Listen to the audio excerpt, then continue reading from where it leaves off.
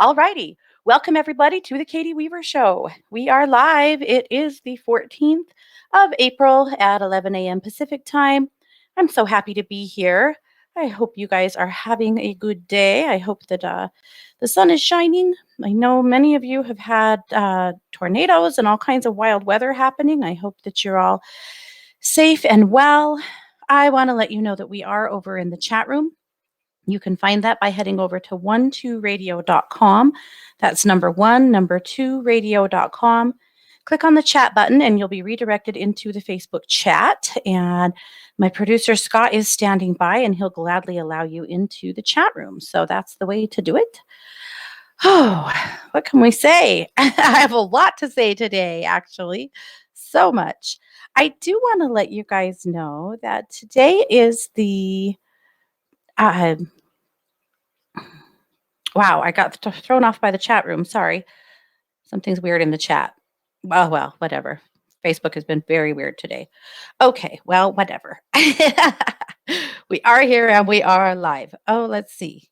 I'm hearing people say they can't hear me on the show. Can you guys not hear me streaming? Scott says it looks okay. What happened is that right at the end of Kelly's show, we lost power for just a minute, and then it came back on, and we were scrambling to get our technology going so that we could have a show. So he's checking, but I do want to let you guys know that I'm also live streaming this event from my fan page on Facebook. You can find that at Katie Weaver Domestic Mystic. So lots of ways to listen. Okay, it sounds like Wenty Radio is playing, so we're good to go. Okay.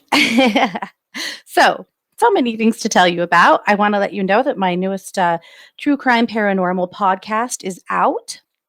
It is another look at the Vallow Daybell case. We've been talking about it a lot, the case of the missing children in my town. This was a big step backwards to take a look at Lori Vallow's third marriage, Joseph Ryan, and his death, and all of the custody issues and things that went on within that marriage that were also pretty interesting and questionable, as well as some updated information. There was actually a ton of movement in this case last week, and so it's all there, and you can find that, on any podcaster, True Crime Paranormal with the Psychic Sisters, or you can find it on YouTube. And I put a link in the chat room to the YouTube, but it is True Crime Paranormal with the Psychic Sisters on YouTube. So you can check that out. I would love to be able to show that to you guys. So that's what's happening. All righty. Well, so many things I want to tell you about today. Now, know that the live stream is happening from my fan page. However, I'll go and share that into the chat room. I think some of you guys are having a hard time finding it, so I'll share it into the chat. But we're going to talk today about past lives. And the reason why is because in meditating, pondering, asking what I can do to help you guys the most during this time, help my clients, one thing I was told was that what I can do, among many other things, was to perhaps think about working on past lives together. And the reason why is because you guys, we've all had many past lives and lives in which we gained strength, gained knowledge, went through some of the things that maybe that we're going through now or whatever it is, and I felt like maybe a dive into past lives would help us to find some of that strength, find some of that peace, and draw it to the surface at this time. So tomorrow at 3 p.m. Pacific over at 12 Academy, I am offering a group past life regression. So what this is an opportunity for you to go with me on a journey into one of your own past lives. And I haven't done one of these in a while. I'm not really sure why. I just haven't felt compelled to, but it's coming up really strong for me now. So I'm going to put a link in the chat room, but you can also find it listed over at 12academy.com under me, Katie Weaver. I am offering a 50% discount to that group. And so I'm going to put a link here in the chat with that code. You can also find the discount code in Luminous Magazine. So you can find Luminous at my website at katie-weaver.com. You can find it here on Facebook under Luminous Magazine. You can find it on Instagram.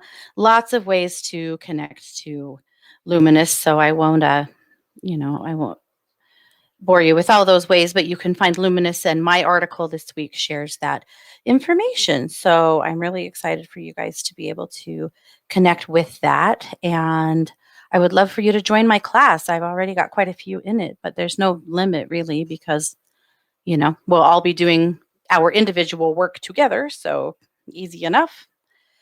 All right. I did share the live stream into the chat. So if you want to find it there, you certainly can, or you can head over to katie-weaver.com if you'd rather watch the live stream. Well, but we're going to talk about past lives today. So what does that mean for you guys? Well, what I want to do, I'm going to share some things with you, but I also would like to channel some past lives today. So I'll probably do 2 or 3.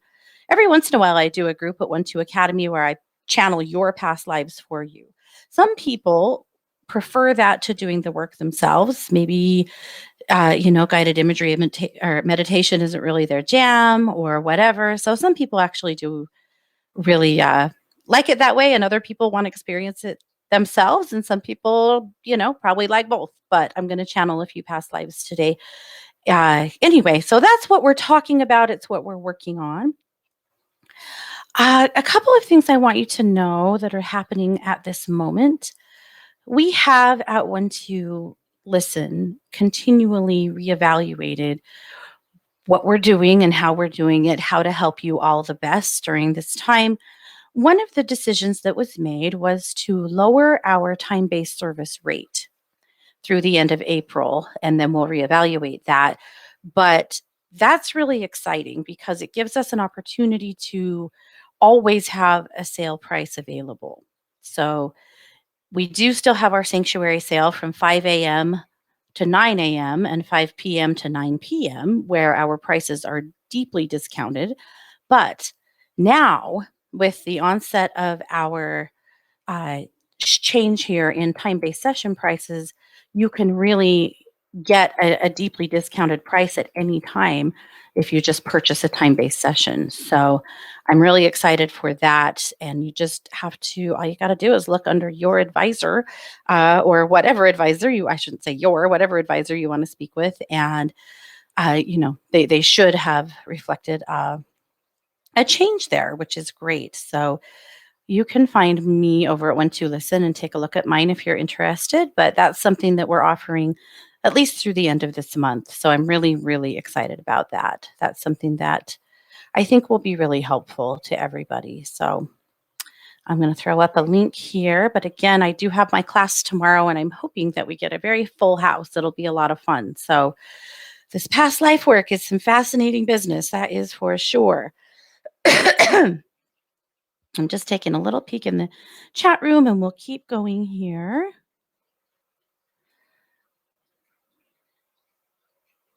And actually, I think this is probably a good time for us to take a look at Luminous. So you can see Luminous Magazine. I'm going to put a link in the chat room, but you can also check it out over at katie-weaver.com. So that's simple enough. While I'm getting there, I just wonder how you guys are doing in general. What was your Easter like?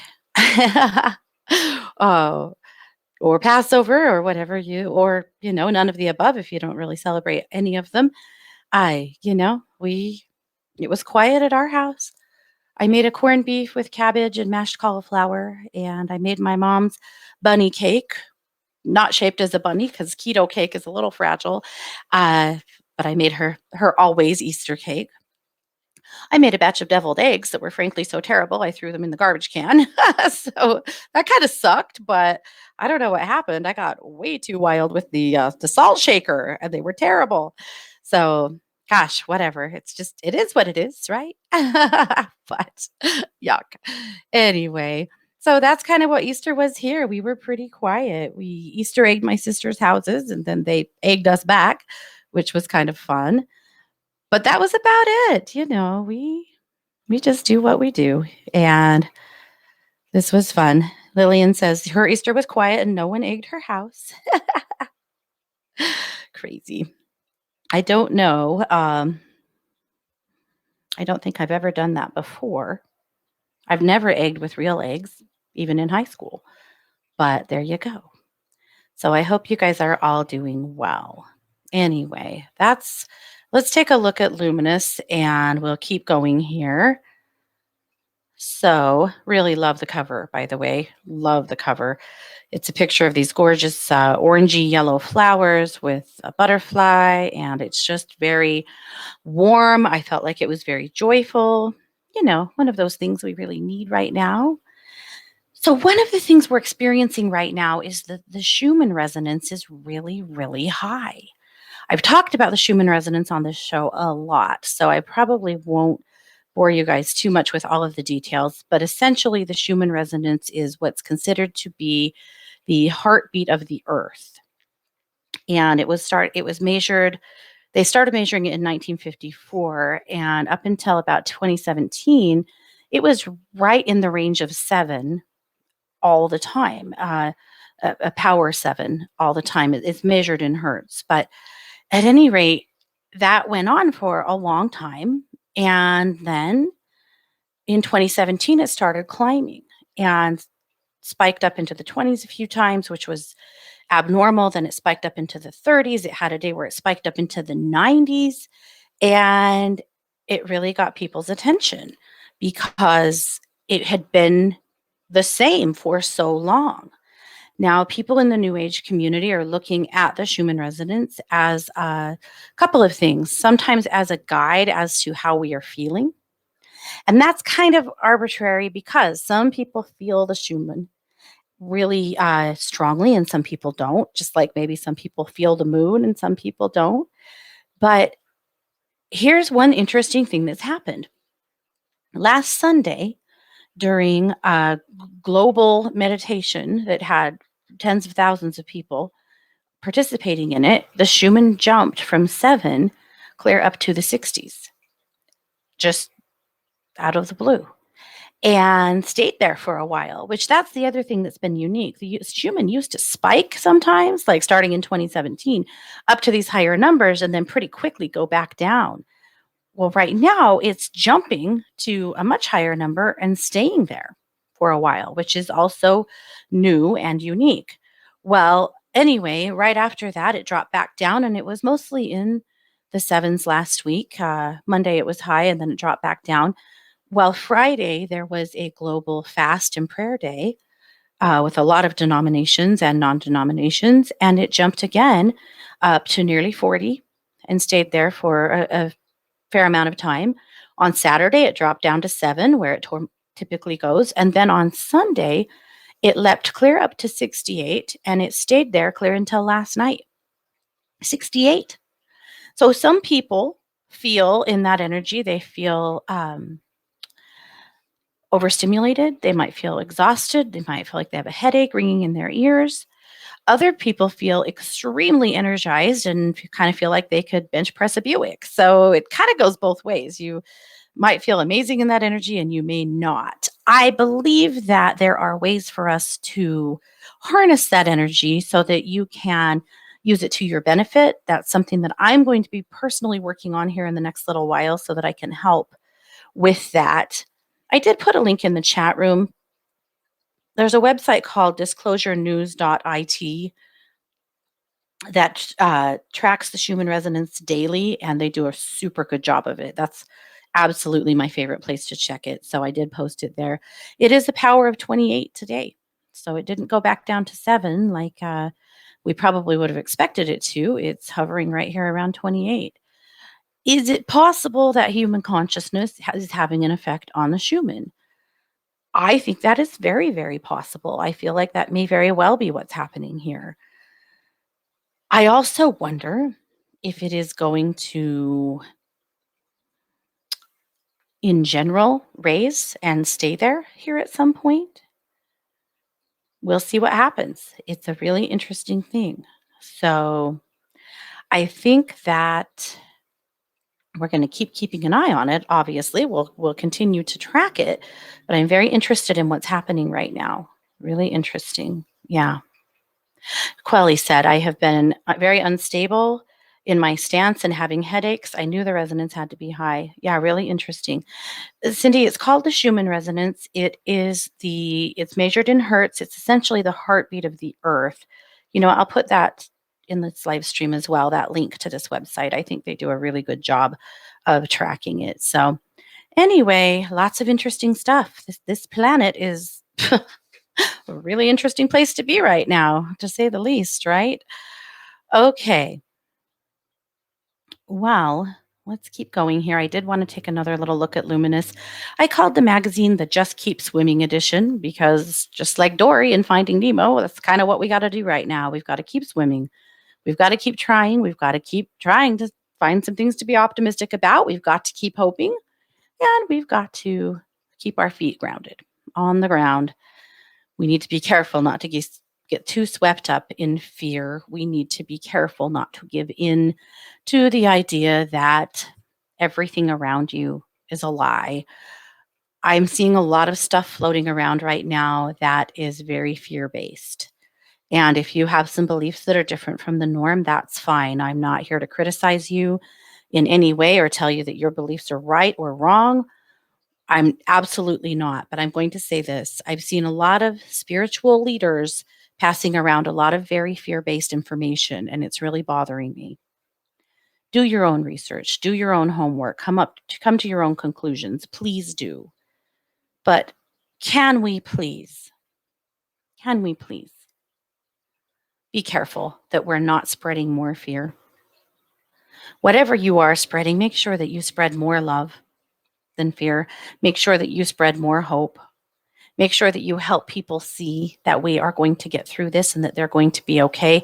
And more than that, let's get our boots on the ground and help people, in a very non-contact way, right? Okay. Jan said an odd headache the past few days. Yeah, me too. And Katie said, would this cause stomach issues? That's an interesting question because their stomach issues have been rampant at my house the last few days for many of us. So maybe interesting. Okay. My article this week we're going to come back to because, again, it's all about this past life business we're talking about today. Kai wrote a really, really important article about grief.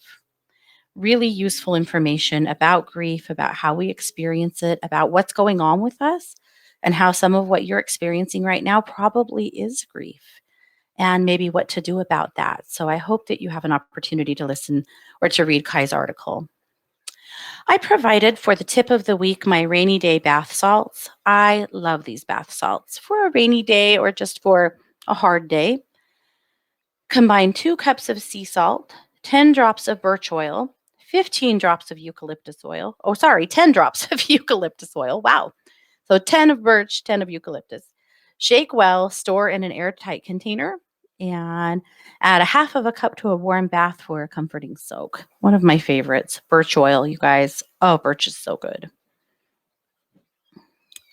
Okay, with that, there's lots of great things in Luminous. Everything is new this week, so I do hope you guys have a chance to take a look. Lots of good scopes and articles and videos, just so much good stuff. So let me know if there's something in there that you particularly love or resonate with, or if you ever have a question or a problem accessing Luminous, please let me know.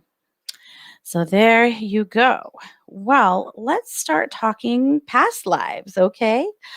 The past life topic for me is so fascinating. It's so deep, right? This is a very deep rabbit hole. And there have been a ton of amazing books written about past life regression and past lives. I think some of the more interesting ones have been, and I cannot think of his name. It's called Old Souls, the book. It's about children. It's a doctor that went to India and was interviewing children that have past life memories. Children that have memories of past lives, that have connected them to their old families, that have given them that they've been able to describe for their families where they lived, who their family members were, what they were, how they died. Really interesting things. Yeah. No, Michelle, Brian Weiss did not write that one, but Brian Weiss has written a ton of books about past lives that are very, very interesting for sure. So, yeah, we can't leave him out of the conversation, right? Brian Weiss has done incredible work with past lives. So, very interesting. And I think past life regression work and past life work in general is extremely powerful. Brian Weiss discovered that he could help people who had phobias to break them by digging into their past lives and finding times where they died in a way that may have created that phobia. Like perhaps you are deathly afraid of snakes. What if it's possible that you had a past life in which you died via snake bite? Or people who are deathly afraid of water. What if you could dig in? What if you discovered that there's a past life that you died through drowning? Really, really interesting. And I've seen a ton of that in my own work as well. So yeah, it's worth it. And if you are looking for some things to read right now, I highly recommend reading all of Brian Weiss's books about past lives because they will blow your mind. There's another book. See how unprepared I am to talk. Not thinking about having titles of books ready. There is a detective who retired. And after he retired, he was having all of these flashbacks about a life that happened before this one, in which he was murdered. And he actually did a ton of work to solve that murder. It's really, really interesting. He was absolutely determined to figure out all of this weird stuff that he was feeling and what he was going through, and he did. That's a really interesting one. I'll hunt down that title and put it in the chat room when the show is over. But anyway, lots of good stuff. If you guys have had a past life regression or have past life memories that you want to share with me, I would love to see them. Really interesting stuff happening with past lives. Cindy said, I have had 2 past life readings. It was like watching a movie of my events, very emotional. Yeah, that's a lot. That's a great description of past lives. I used to have people come into my store and say, I want to do a past life regression. That sounds like fun. And I'd always be like, oh, bro, it's not fun. It's work. Is it worth it? Oh, yeah. Is it fascinating? Yeah. But I would never call past life regression fun. But yeah, Val, he solved his own murder from a past life. Isn't that weird? So interesting. So great, actually. Weird in the greatest way. So I want to go through some of the tenets that it's an article that I put in Luminous this week that, and then I'm going to tell some stories from some of the past lives that I've done. And then, of course, we'll do a few here in the chat room. All right. So this article was 5 powerful lessons that past life work has taught me. First of which, we are eternal sentient beings that have a tremendous amount of wisdom in our souls. Don't ever let anyone tell you differently. I had a client once, a dear friend actually, who had a relationship that she could not end, and it sucked. It was emotionally abusive. There was a ton of abandonment in this relationship. Like it didn't bring anything good to her life. And it had been going on for 7 years. And mostly she was just getting used by this person and was mommying him. But she just couldn't cut him loose. And again, friends, family, everybody she knows were just begging him, get rid of this guy. And she just couldn't find it in herself to do it. Every time she would try, something just kept drawing her back. And we had done so much energetic work on this, seriously, so much, but we just could not make this end. And I finally wondered, is there a past life connection between the two of them? And is it possible that that's the relationship that she's trying to hold on to? So we did a past life regression. When we started, after all of the prompts are given, after you get the person into the life, the first prompt is tell me what you see and what you are doing. And she paused for a minute and she said, I'm dying.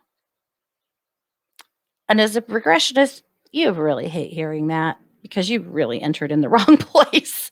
Well, you didn't. You told them to go where they needed to go, and that's where they went. And I was like, "You're dying." And she said, "Yes, I'm underwater." She was underwater.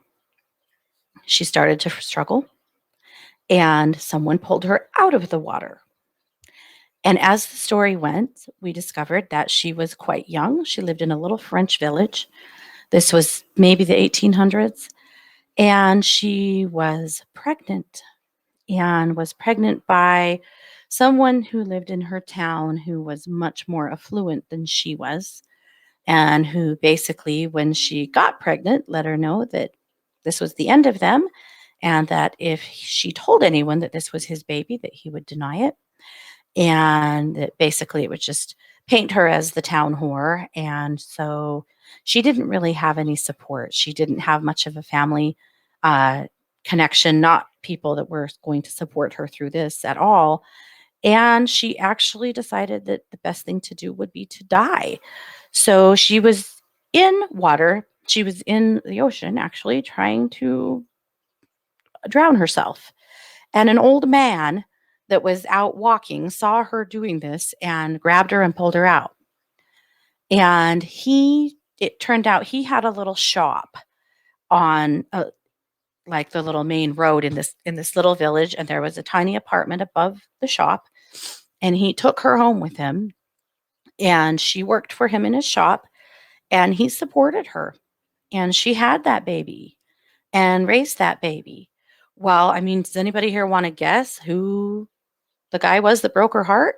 Yeah, same guy as in this life that she just couldn't let go of, even though he broke her heart over and over and over again. Eventually, in that lifetime, she managed to find happiness. She did marry and had several more children. And that husband raised the oldest child. It was a boy, beautifully. And the old man was like her grandfather. You know, he was a large part of her family, a grandpa to her kids until he passed. And the other man, he still lived in that village. He married too. He had children. He never did acknowledge that son or have anything to do with him, but it didn't really seem to matter because that boy did end up having people who loved him and cared about him, and so did she. Um, it was a really interesting experience that lifetime. And what she came out of it with was the awareness that perhaps the connection that she was fighting so hard to hold on to with that man wasn't really from this lifetime. And it did give her the courage to cut him off. It was only a couple of weeks after that regression that she broke up with him for good. It was really, really empowering, something really interesting. So that's something that I feel like is one of those times, where a past life regression is extremely interesting, but also gives you such a window into where you have been, you know? Number two in my article, our current problems, whatever they may be, are just a tiny snapshot of a giant picture. You have surmounted larger obstacles so many times, and you can do it now too. I don't think that all past lives have to be like the most horrifying experiences of your life or of your, existence, but sometimes they are a little sobering, not always, but sometimes they are. I was thinking about a time when, with a client, we had gone to a lifetime where this was in around the 1700s, and she lived in a village in England where her daughter accused her of witchcraft. And this was a teenage daughter that was about 17. They did not have a good relationship. Things were quite tenuous with them. And she convinced the people in their village that she was a witch. And she was one of those healer types, she was an herbalist and she was a midwife and, did practice, healing, which for some reason was equated with being some kind of evil being back in certain days, thanks to certain churches. But at any rate, in that life, they actually laid her down and stacked uh, rocks on it. They put a door on top of her and they piled rocks on the door until she was crushed.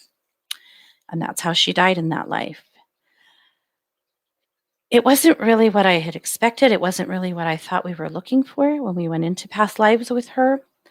And yet it was a really profound experience for her because she and her daughter had a really rough experience in this lifetime, and she wasn't really sure why. They never really bonded. She didn't feel good about her. I didn't trust her from the time she was little, really through no fault of this girl's, no fault of her own, but that was her daughter in that life. And this experience actually really helped them to heal their relationships in ways that I think that my client never really knew she could. I always thought that was pretty interesting. Number 3, our loved ones who have died are never more than a whisper away. Time and time again in regressions, I have witnessed clients go through their deaths and then stay very close to their loved ones until the ends of their lives. So many times. You don't always die in a past life regression, but sometimes you do. And I usually ask my client before we ever go in, if you start into a death, I won't usually stop it unless this is something you really don't want to experience. And I usually ask them while we're in the moment too, do we need to experience this or should we go?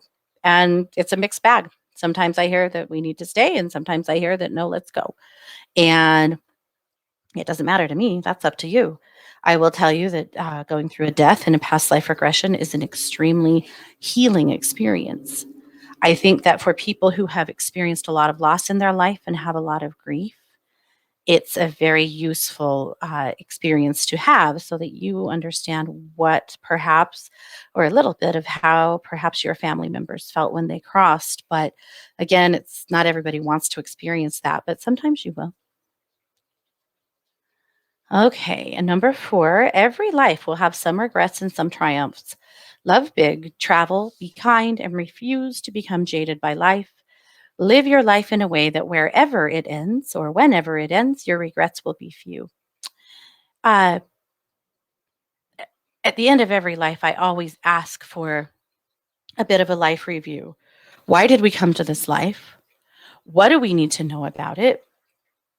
What are the takeaways? If you could send a message from, Karen in that life to Lisa in her current life, what would it be? Very profound wisdom comes out of those questions. And I always ask them because it's really important to understand, why did we come? And it's also interesting how often in lives that were quite challenging, what kind of beauty and wisdom comes from them. Really interesting, really powerful. And number 5, the most powerful lessons are learned during times of struggle. It is possible to keep loving, keep finding joy, and keep living. Even during hard times, your struggles shape who you are even more than your successes do.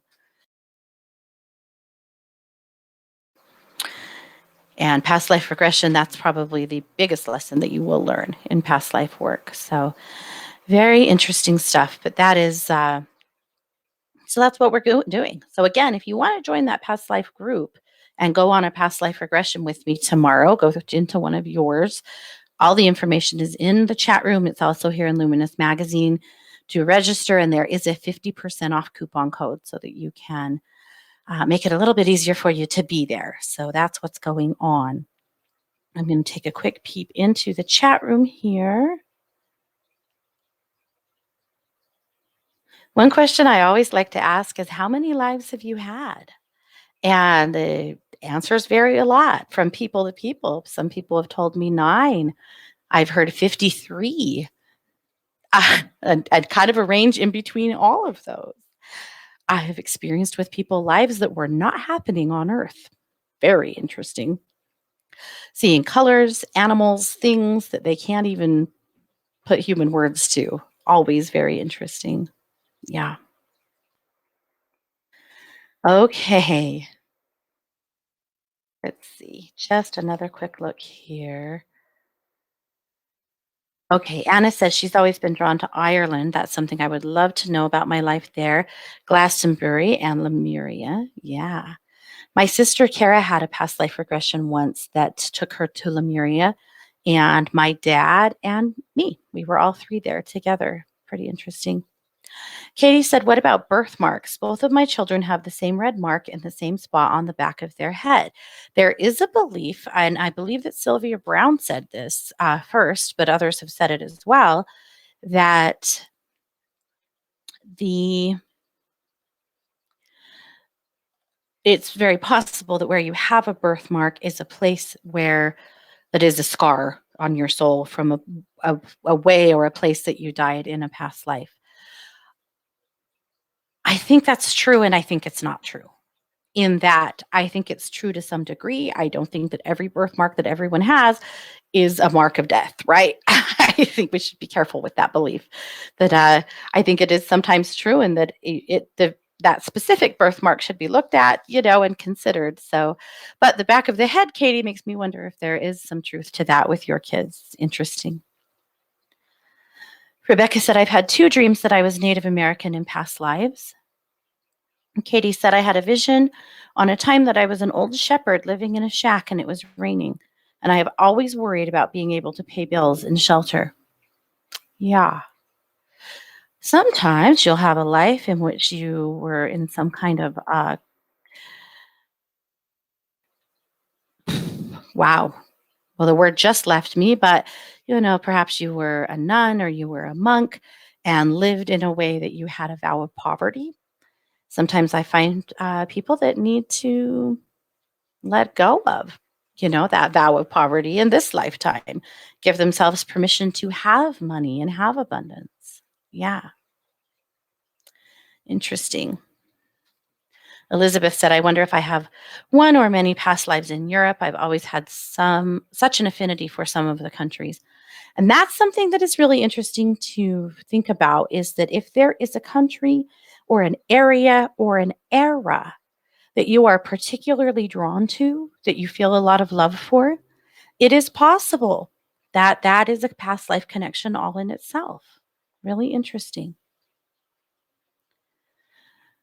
Jennifer said, how often do you feel we go through past lives over and over? I'm not entirely sure what the question is. How often do we re-experience lives? Is that your question, Jennifer? Or do you mean how often should we re-experience past lives? And that, I think, is something that should be done once in a while, not all the time. I think diving too deeply into past lives sometimes keeps you from being present in this one. So occasional peaks, very useful. Constant past life work, I think, sometimes gets a little tedious. Kate says, I know one of my past life accents comes through so hard that people can hear it and ask me consistently where I am from. I swear I don't have a speech impediment and I'm from Utah and Idaho. Yeah. I've actually had people in past life regressions start speaking with an accent, which is kind of fun, or start talking in the voice of or the inflections of a child. Sometimes when you first start into a life, you're, dealing with a little one, and I've heard people's voices, their entire countenance change. I had a regression with a client once who has this, in this lifetime, she has this really wild, kind of untamed red hair. And she always struggles with it because it just doesn't ever do what she wants it to do. And in this regression, she was getting married and she started walking up the aisle and she started laughing so hard. And she said, my hair looks so good. How can that be? And it really made me laugh because she really hates her hair in this lifetime. But apparently in that one, it looked great. Isn't that funny? Oh my gosh, made me laugh. All right, let's do a couple of past life channelings.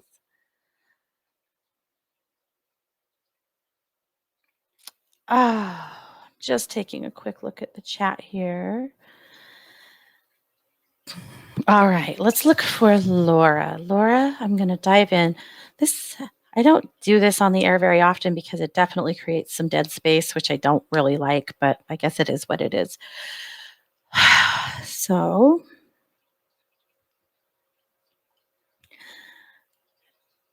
Laura, this life is French. You are a little girl.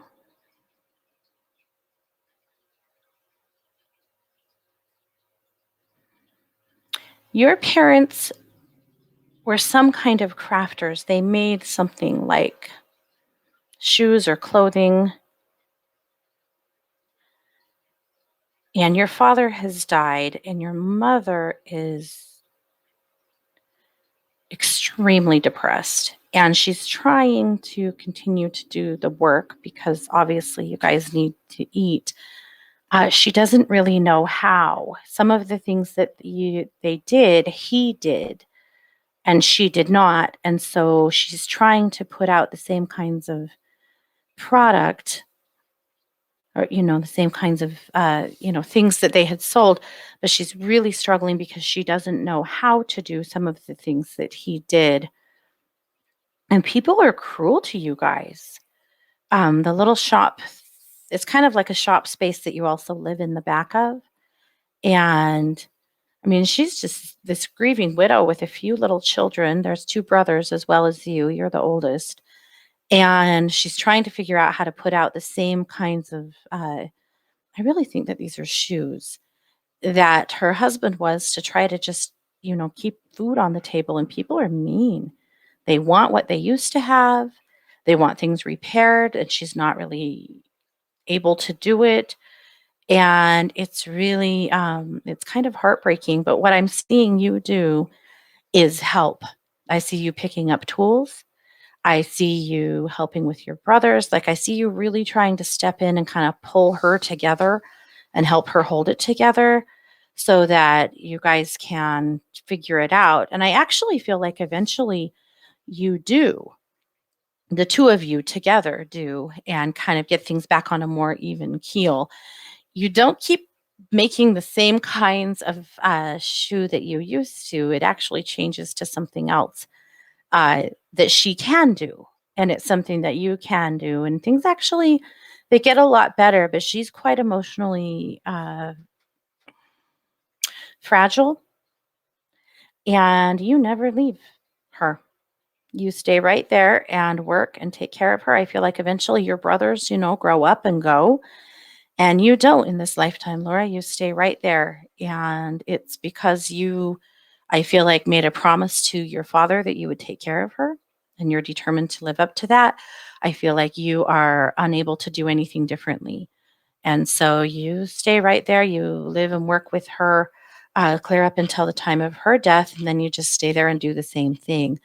In some ways, I think in this life, you were quite stuck. You really didn't have the opportunity to move on, to have your own family, to seek out your own happiness. Really, you spent that whole lifetime trying to ensure her happiness. And it's not that, I don't want to make this sound like a complete life of misery. I don't think it was. However, definitely it was a life of sacrifice on your part. Seems like you broke the mold a little in that one, and yet being willing to sacrifice for the happiness of others is certainly one of your traits in this lifetime. So interesting. Yeah. Okay. Jane said, "What does my past life say about my resistance to doing dishes? I will let you know as soon as I figure that out for myself. You should see my kitchen right now. Horrifying. It's on my list today. It sucks." Okay. All right. Let's see.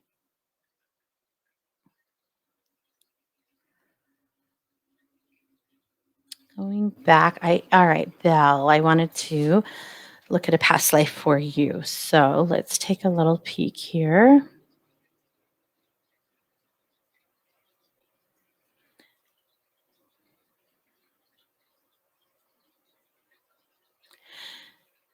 Okay, this is a seafront town.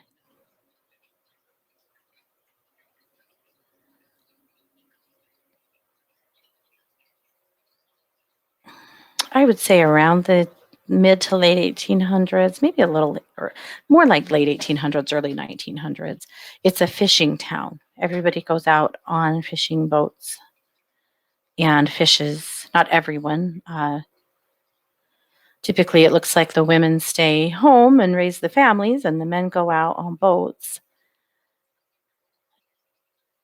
And you're actually male in this lifetime, Belle. That's one thing that I don't think I really mentioned, but you're not always female or male in any life. That can change. You are male in this lifetime. I'm seeing you as a younger boy, probably around the age of 15. And you do go out on the boat with, looks to me like maybe dad and uncles, and you guys fish. And then you bring those fish in and you sell them and you take fish home. This is how the family is fed. So, why did we visit this life?